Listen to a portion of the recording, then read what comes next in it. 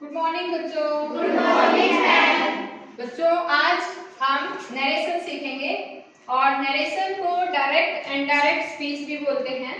Direct indirect speech क्या होती है पता है? No ma'am. ओके, देखो डायरेक्ट स्पीच का मतलब होता है कि कोई भी व्यक्ति हमसे कोई बात कहे और हमें वो बात उसी तरीके से कहनी हो, सेम जैसे उसने कहा है ना, जैसे उसने बोला उस बात को हम दूसरे के आगे उसी तरीके से बोलते हैं, वो होता है डायरेक्ट स्पीच। जैसे कि ये एग्जांपल देखो, he said I want to study। उसने कहा मैं पढ़ना चाहता हूँ, ठीक है। तो ये बात अब किसी ने कहा कि मैं पढ़ना चाहता हूँ, तो ये बात डायरेक्ट स्पीच में होगी कि उसने कहा मैं पढ़ना चाहता हूँ।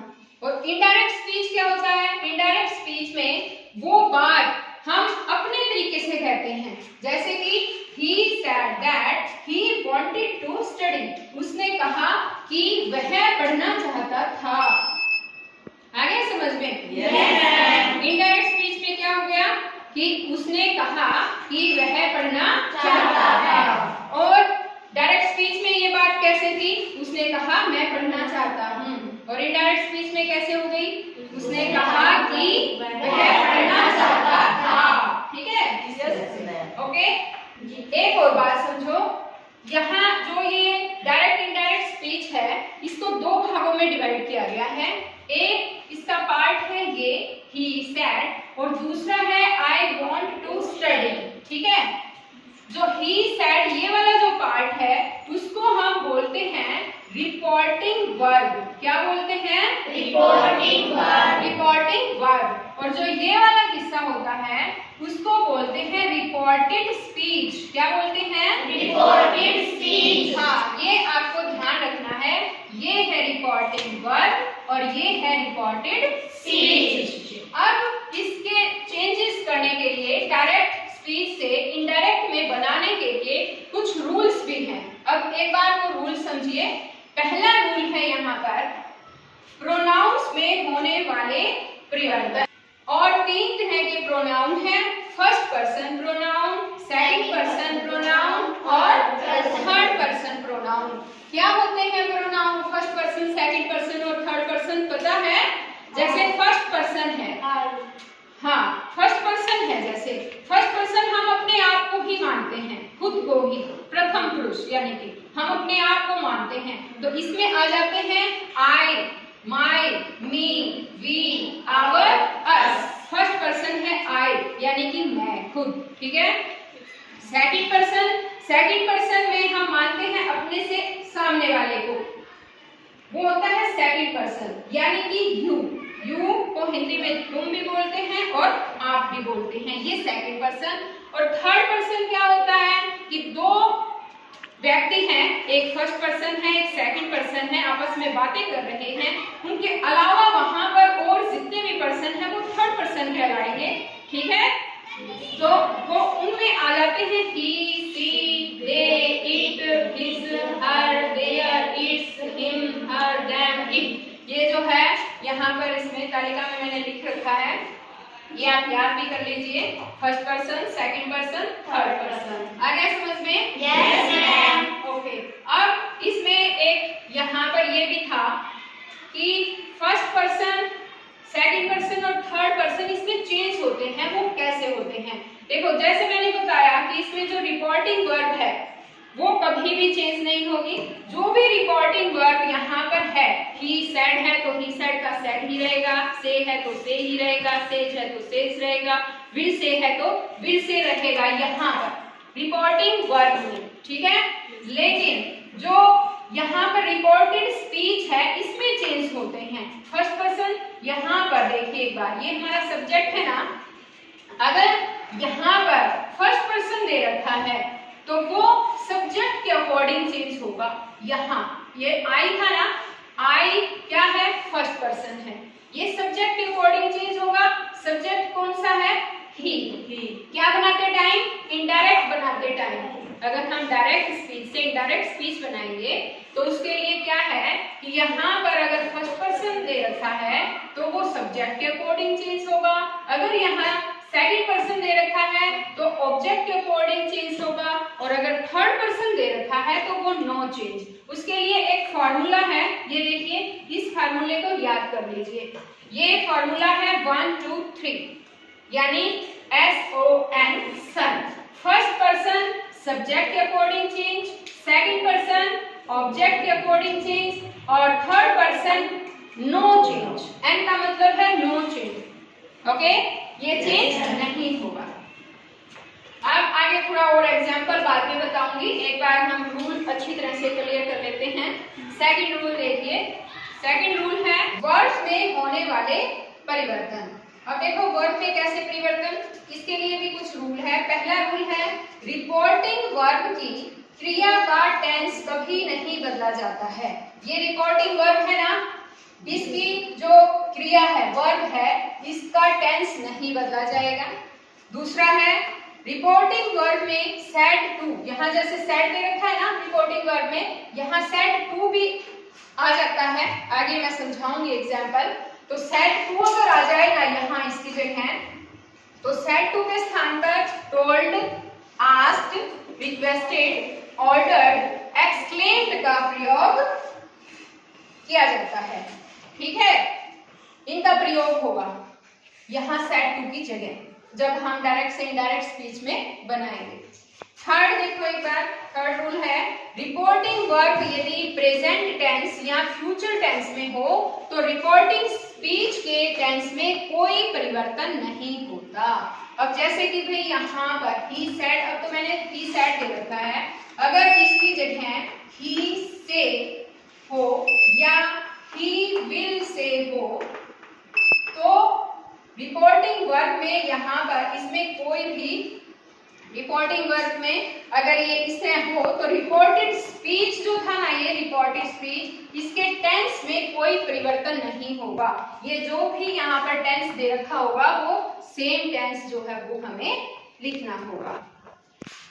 अब आगे है फोर्थ रूल, रिपोर्टिंग वर्ब यदि पास्ट टेंस में हो तो रिपोर्टेड स्पीच के वर्ब में होने वाले परिवर्तन। अब ध्यान दो, ये रिपोर्टिंग वर्ब है ना, अगर रिपोर्टिंग वर्ब में पास्ट टेंस है, देखो यहाँ पर पास्ट सेड दे रखा है ना, से का पास्ट सेड दे रखा है, तो चेंजेस होंगे। कैसे होंगे देखो, वर्ब की फर्स्ट फॉर्म सेकंड में चेंज हो जाएगी। जैसे यहाँ पर वांट दे रखा है, देखो वांटेड हो गया ना, वांट का वांटेड हो गया होगा, तो फर्स्ट फॉर्म सेकंड फॉर्म में चेंज हो जाएगी। और अगर वर्ब की सेकंड फॉर्म दे रखी है तो वो हैड प्लस थर्ड फॉर्म में चेंज हो जाएगी।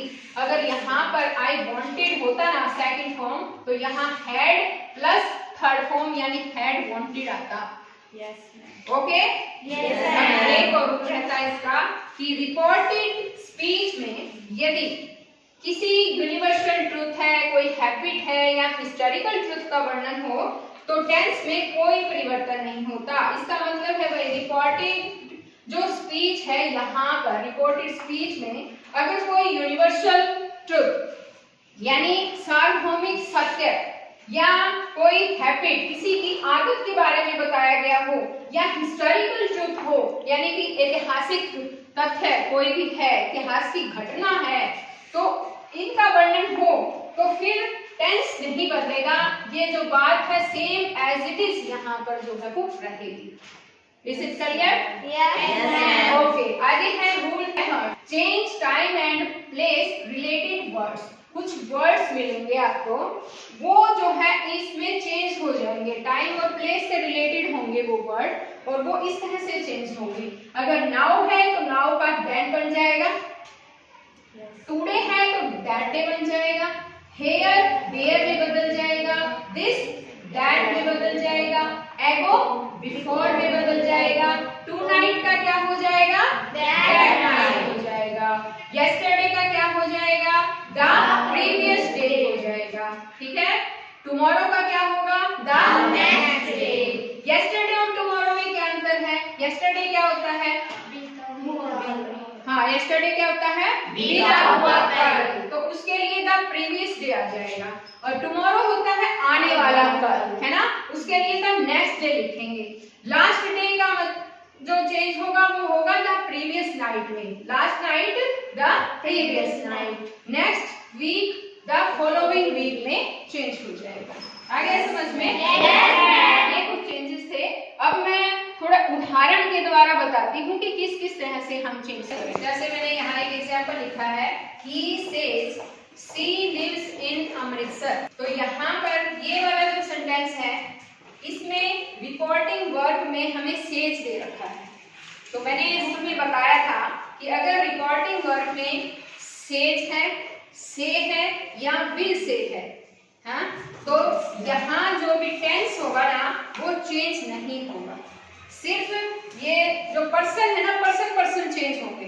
ठीक, एक और बात, ये जो कोमा इन्वर्टेड कोमास है अगर हम इनडायरेक्ट में लिखेंगे तो ये भी यहाँ से हट जाएगा और इसकी जगह दैट का यूज होगा। अब हम इसको कैसे लिखेंगे, he says, coma inverted coma हटाएंगे, क्या लिखेंगे, दैट, यहाँ पर हम दैट लिखेंगे, दैट। अब यहाँ पर देखो सी दे रखा है, कौन सा पर्सन है, थर्ड पर्सन है, थर्ड पर्सन नो चेंज है ना, तो ये चेंज नहीं होगा, थर्ड पर्सन है इसलिए ये सी का सी आ जाएगा और लिव्स इन अमृतसर सेम आ जाएगा ये। ठीक है, क्योंकि इसका टेंस भी चेंज नहीं होना।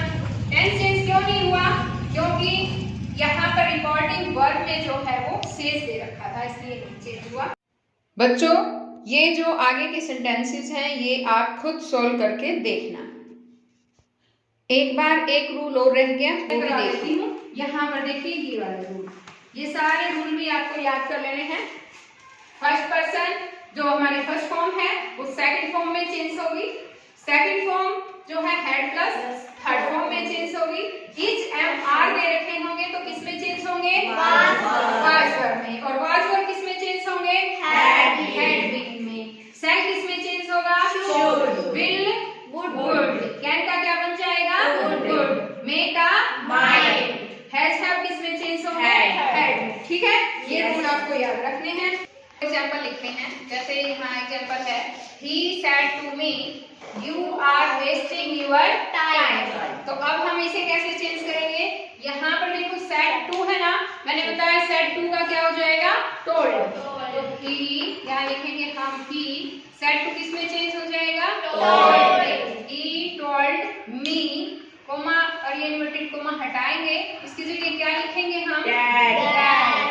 अब यहाँ पर देखो ये है यू, कौन सा पर्सन है ये, सेकंड पर्सन। सेकंड पर्सन किसके अकॉर्डिंग बताया चेंज करना, ऑब्जेक्ट। ऑब्जेक्ट कौन सा है हमारा, ये सब्जेक्ट ऑब्जेक्ट जो है रिपोर्टिंग वर्ब में देखने हैं हमें, ये हमारा सब्जेक्ट है, ये हमारा ऑब्जेक्ट है। ठीक है, अगर फर्स्ट पर्सन होता है सब्जेक्ट के according change, second person object के, और थर्ड पर्सन नो चेंज, वो सेम रहेगा एज इट इज।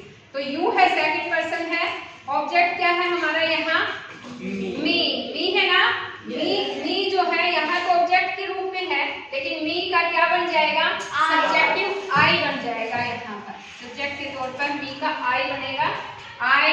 अब है इज एम आर किस में चेंज होता है, वाज वर्ब में, आई के साथ क्या लगेगा, वाज। वेस्टिंग, वेस्टिंग का वेस्टिंग रहेगा, यूअर। अब यूअर टाइम है यहाँ पर देखो, यूअर किस में चेंज हो जाएगा, सेकंड पर्सन है, सेकंड पर्सन ऑब्जेक्ट में चेंज होगा। ऑब्जेक्ट यहाँ पर मी है तो मी का पॉसेसिव बनेगा माई, क्या बन जाए यहाँ पर, माई टाइम। आ गया समझ में, यस मैम। लास्ट में फुल स्टॉप लगाना है। He told me that I was wasting my time। ये तो था, देखो उसने मुझसे कहा तुम अपना टाइम वेस्ट कर रहे हो, और इसका डायरेक्ट का इनडायरेक्ट में कैसे बन जाएगा, उसने मुझे बताया कि मैं अपना समय जो है वेस्ट कर रहा था। ठीक है, ऐसे चेंज हो गया। आगे है Arun said I have seen the Taj. Arun ने कहा मैंने ताज देखा है। इसे बताओ किस तरह से करेंगे, कैसे लिखेंगे, अरुण सैड, सैड का सैड आ जाएगा। अगर टू होता है तो टोल्ड में चेंज होगा, दैट आई या फर्स्ट पर्सन किसके अकॉर्डिंग? अरुण के अकॉर्डिंग। अरुण का यहाँ पहले भी अरुण लिख रखा है, हमें यहाँ अरुण ही नहीं लिखना। अरुण लड़का है, बॉय है, उसके लिए हम कौन सा प्रोनाउन यूज करते हैं? ही। हाँ, तो यहाँ पर हम लिखेंगे ही। हैज है वो किस में चेंज होते हैं? हेड में। तो यहाँ हेड आ जाएगा, थर्ड फॉर्म इसके साथ सीन रहेगी, द ताज। कैसे बन गया आप ये बताओ? Arun said that he had seen the Taj. Very good. अब आगे देखो ये example. Ram said to Radha you were telling a lie। अब हम इसे कैसे चेंज करेंगे? राम said to की जगह क्या लिखेंगे? told Radha that। इतना समझ में आ गया? Yes, ma'am. वो कौन सा पर्सन है? Second second person. किसके अकॉर्डिंग चेंज होगा? Object. ऑब्जेक्ट के अकॉर्डिंग। ऑब्जेक्ट क्या है यहाँ पे? राधा। राधा। राधा का प्रोनाउन क्या यूज करेंगे हम? सी। अब यहाँ पर देखिए वर्ब है, तो सी के साथ क्या आएगा? वाज का किस में चेंज बताया? हैड। तो क्या आ जाएगा? She had been telling a life. इस तरह से आ जाएगा ये। ठीक है? Yes, तो बच्चों ma'am. ये थे हमने नरेशन सीखे हैं, समझ में आ गए क्या? Yes, ma'am. ओके बच्चों, हम फिर मिलेंगे नेक्स्ट वीडियो में, और नेक्स्ट वीडियो में आपके लिए लेकर आऊंगी इंटेरोगेटिव और इंपेरेटिव सेंटेंसेस को डायरेक्ट से इनडायरेक्ट में कैसे चेंज किया जाता है। तो हम फिर मिलते हैं। ओके।